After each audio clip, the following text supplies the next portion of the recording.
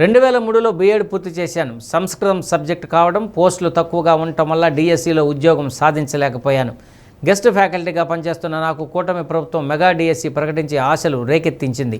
పోస్టులు ఎక్కువగా ఉండటంతో పట్టుదలతో చదివి రాష్ట్ర స్థాయిలో 16వ ర్యాంకు సాధించాను. కూటమి ప్రభుత్వం నా స్వప్నం నెరవేర్చిందని పఠాన్ మహమ్మద్ వలీ ఖాన్ ఉద్వేగభరితంగా చెప్పారు. పర్నమట్ట లింగారెడ్డి ఫంక్షన్ హాల్లో జరిగిన కూటమి ప్రభుత్వ 2 ఏళ్ల విజయోత్సవ సభలో మెగా డిఎస్సి ద్వారా ఉద్యోగం సాధించిన ఉపాధ్యాయులు ఆనందాన్ని అందరూ ఆసక్తిగా విన్నారు.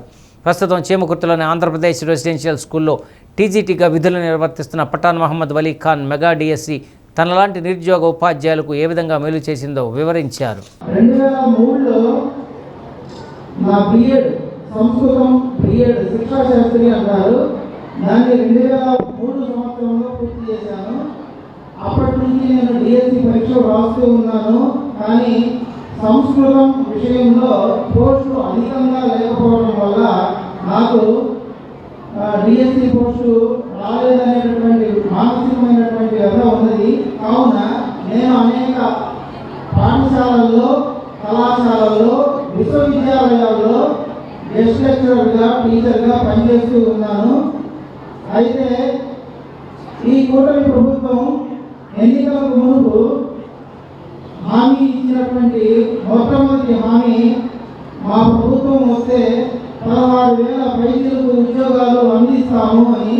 దాని అనుగుణంగా ప్రభుత్వం వచ్చిన తర్వాత విద్యాశాఖ మంత్రివర్యులు శ్రీ నారా లోకేష్ గారు నోటిఫికేషన్ ఇచ్చిన పిమ్మట నేను అప్లై చేసి పరీక్షలకు సిద్ధంగా ఉన్నాను.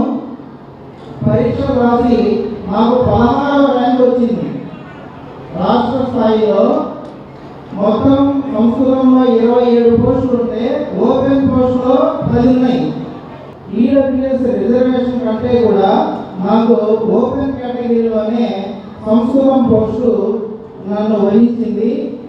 అదేవిధంగా ఈ మెగా డిఎస్సి 2025 అనేటటువంటి పరీక్షల నిర్వహణ, ఉద్యోగాల ఎంపిక అనేది ఎంతో చక్కని పారదర్శకతతో నిర్వహించాలని చెప్పడం